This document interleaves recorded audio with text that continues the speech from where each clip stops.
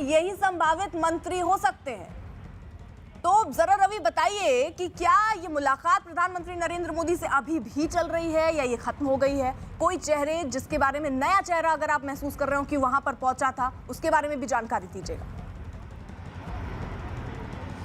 देखिए, सुबह से ही तमाम जो एक एक करके नेता, मंत्री, बड़े मंत्री और चाहे संगठन में अगर हम बात करें जेपी नड्डा जो अध्यक्ष हैं बीजेपी के, वो लगातार प्रधानमंत्री आवास उनके पहुंचने का सिलसिला शुरू हुआ था, जिसमें बीजेपी के अध्यक्ष या फिर गृह मंत्री या फिर रक्षा मंत्री या तमाम लोग जो है यहां पर पहुंचे थे। 3 जो ऐसे मंत्री हैं मौजूदा, जिसमें पुरुषोत्तम रूपाला हैं, जी किशन रेड्डी हैं, वो भी यहां पर पहुंचे थे।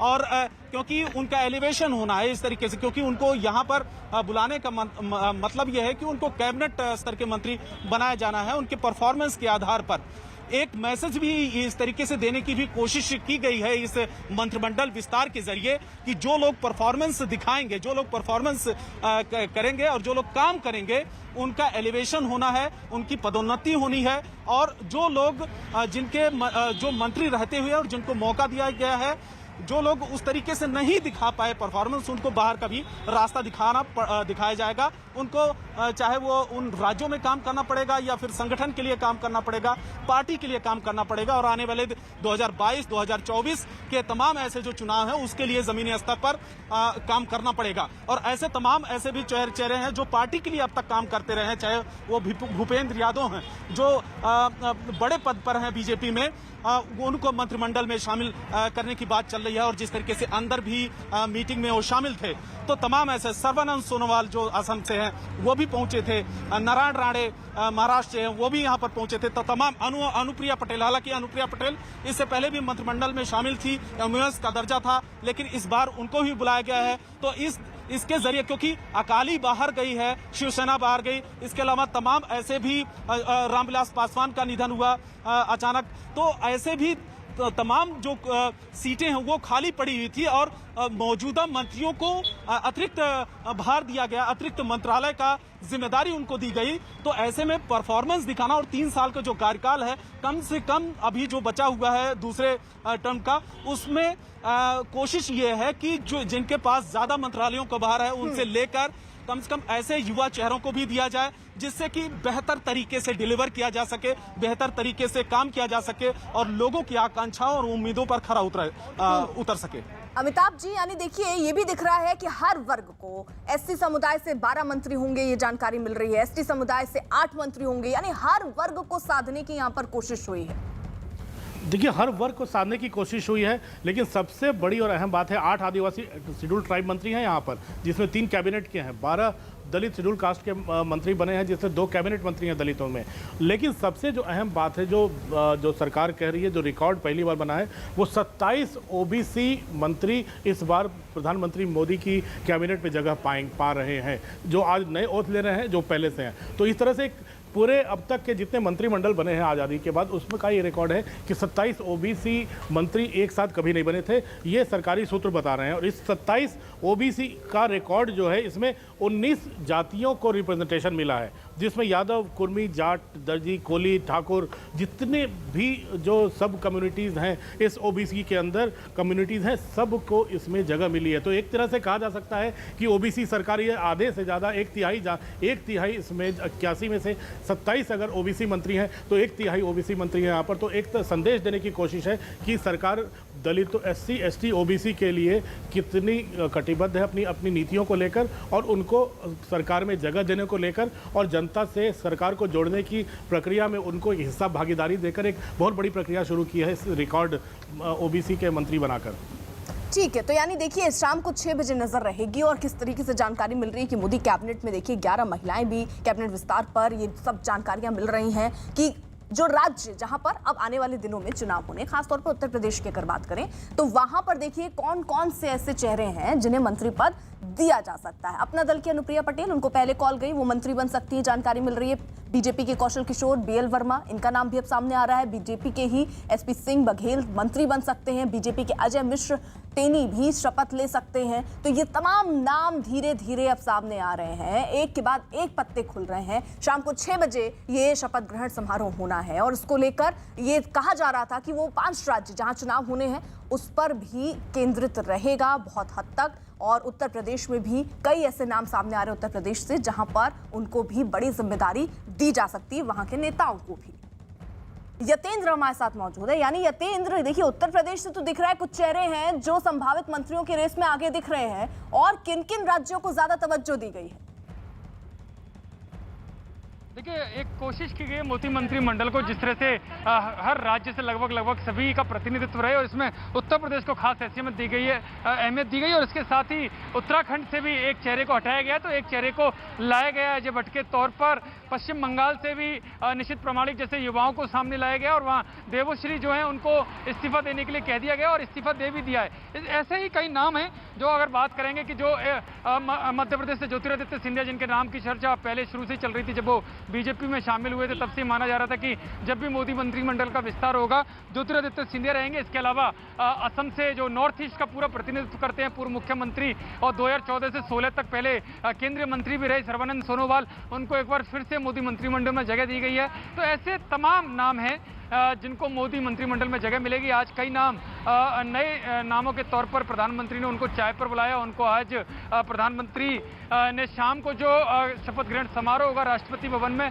उसमें उनको बुलाया गया है और उनको शपथ दिलाई जाएगी। यानी कि साफ मैसेज मोदी मंत्रिमंडल की तरफ से या मोदी सरकार की तरफ से यही रहेगा कि सबका साथ सबका विकास की जो बात की जाती है, उसी तरह से हर क्षेत्र से और हर तबके से लोगों को लेने की कोशिश इसमें की गई है। और कोशिश यही रहेगी कि जो आने वाले जो खासकर उत्तर प्रदेश का जो चुनाव है वहां से कई नाम ऐसे लिए गए हैं जो आने वाले समय में जो समीकरणों के हिसाब से फिट बैठते हैं। ठीक, अब जल्दी से संदीप बोल का रुख कर लेते हैं। वो पशुपति पारस के आवास के बाहर मौजूद हैं और देखिए नजर तो इन पर भी है क्योंकि ये भी दिल्ली पहुंचे हैं, प्रधानमंत्री से इनकी मुलाकात भी हुई है। लेकिन चिराग पासवान ये कह रहे हैं कि एलजेपी के कोटे से अगर कोई भी ये कहकर मंत्री पद लेता है तो वो कोर्ट का दरवाजा खटखटाएंगे। संदीप,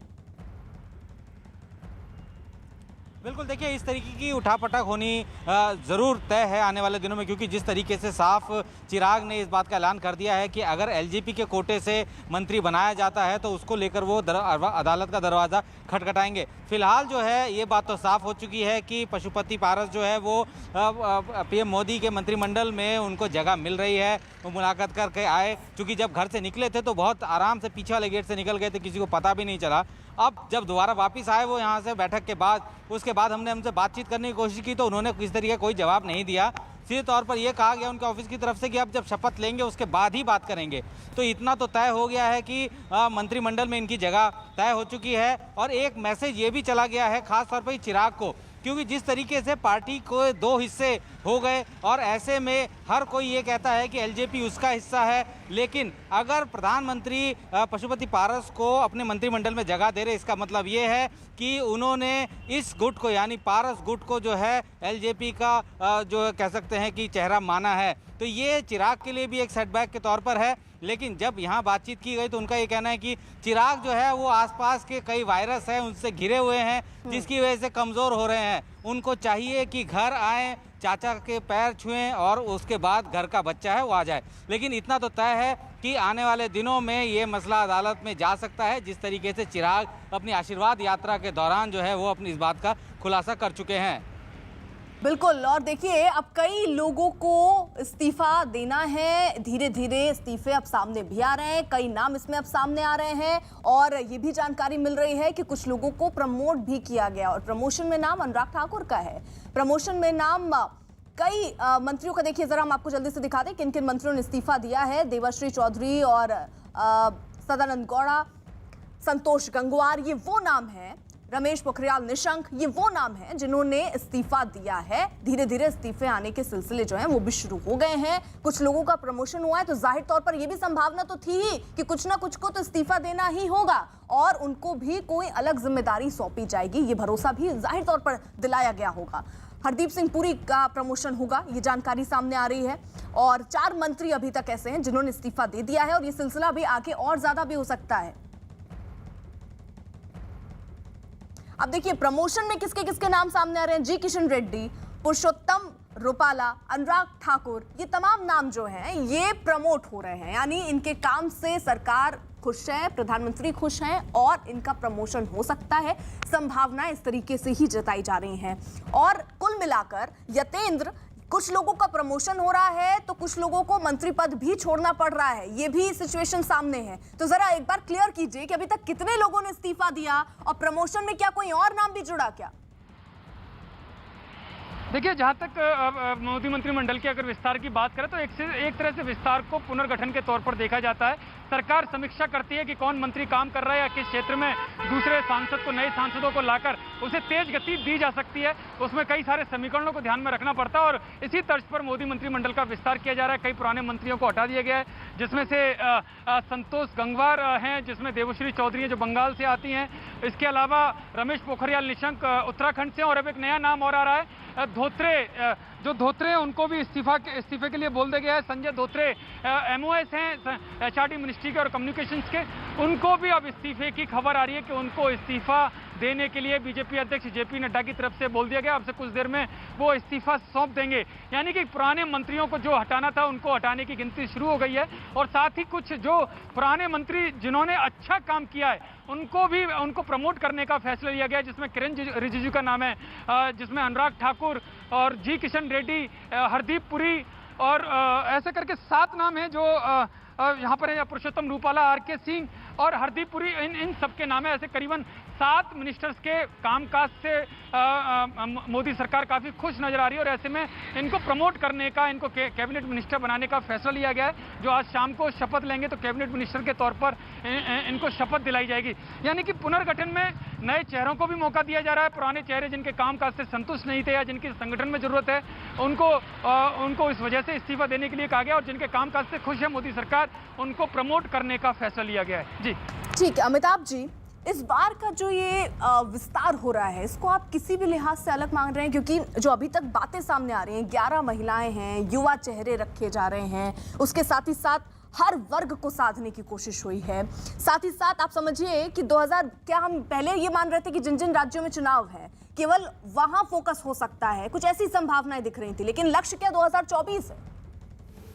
ये ऐसा इतना बड़ा रिशफल तो कम से कम मोदी सरकार में पहले नहीं हुआ था। 2014 में सरकार बनी, 15 में रिशफल हुआ, मुझे लगता है दर्जन भर मंत्रियों ने शपथ ली थी, 16 में रिशफल हुआ, 17 में रिशफल हुआ। हर साल मंत्रिमंडल में फेरबदल हुए, कुछ नए चेहरे आए, 1-2 नए चेहरे ड्रॉप हुए। इतनी बड़ी संख्या में रिशफल कभी नहीं हुआ था। 2019 मोदी 2 की शुरुआत में भी कुछ मंत्रिमंडल के कई पद खाली रह गए थे, तो प्रधानमंत्री ने खुद कहा था कि हम सभी वर्गों को रिप्रेजेंटेशन देने की कोशिश कर रहे हैं, अगर कुछ रह गए हैं तो अगले रिशफल में होगा। लेकिन 1.5 साल भारत की सरकार और प्रधानमंत्री मोदी पेंडेमिक से जूझते रहे, महामारी से जूझते रहे। अब मौका आया है, 2 साल हो चुके हैं सरकार के, और नए लोगों को प्रतिनिधित्व देने का, सबके कामकाज का लेखा जोखा भी प्रधानमंत्री ने ले लिया है। लेकिन जो सबसे बड़ी अहम बात है ये कहने की कि अगर उत्तर प्रदेश चुनाव को लेकर हो रहा होता तो उत्तर प्रदेश चुनाव में कम से कम जो 5-6 मंत्री उत्तर प्रदेश के हैं, चलो नए 6 मंत्री उत्तर प्रदेश से आ गए, उत्तराखंड से 1 आ गया, आप महाराष्ट्र से 3 आ गए, गुजरात में अगले साल चुनाव होने वाला है, वहाँ से 2-3 आ गए, एक की आपने पदोन्नति कर दी, एक को प्रमोट कर दिया। तो मुझे लगता है कि कर्नाटक से लेकर आंध्र प्रदेश से लेकर मणिपुर, ये तमाम राज्यों के नए चेहरों को तरजीह देना और सारे युवा चेहरों को तरजीह देना और मंत्रिमंडल का विस्तार करना जिसमें समाज के सभी वर्ग हैं। जैसे हम लोगों ने पहले भी बताया, 12 दलित हैं, 8 आदिवासी हैं, 27 OBC हैं जो एक रिकॉर्ड नंबर है, 5 माइनॉरिटी के मंत्री भी हैं, 29 अदर कम्युनिटीज़ को भी रिप्रेजेंटेशन मिला है कैबिनेट में, जिसमें तमाम जातियों के लोग हैं, जिसमें अगड़ी जातियाँ भी हैं और दूसरी जातियाँ भी हैं। तो मुझे लगता है कि 11 महिलाएँ भी हैं। तो मुझे लगता है कि एक कोशिश है, और सबसे बड़ी अहम बात मैं बता दूँ, जो इस मंत्रिमंडल जो 50 लोगों 50 में से 14 मंत्री जो हैं वो 50 साल से कम है। इस पूरे मंत्रिमंडल में जो आज फेरबदल हो रहा है, जो 50 साल से कम 14 मंत्री है। तो एक युवा मंत्रियों की एक टीम तैयार करने की कोशिश प्रधानमंत्री मोदी के द्वारा, और ये युवा टीम 3 साल मेहनत करेगी। 2024 के चुनाव में प्रधानमंत्री मोदी नए फ्रेश चेहरों के साथ, इन्हीं फ्रेश चेहरों के साथ जनता के बीच जाएंगे कि ये आपके नुमाइंदे हैं जो अगले 5 साल आपकी सेवा करेंगे।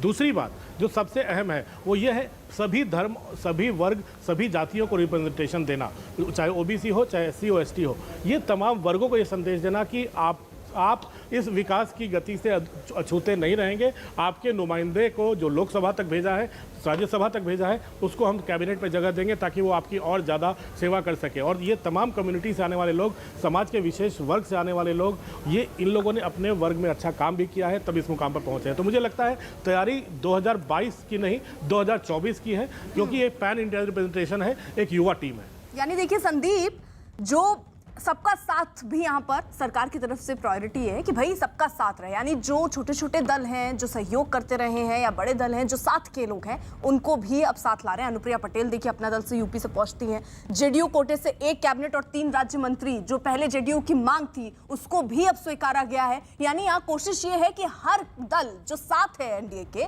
उनको खुश किया जाए।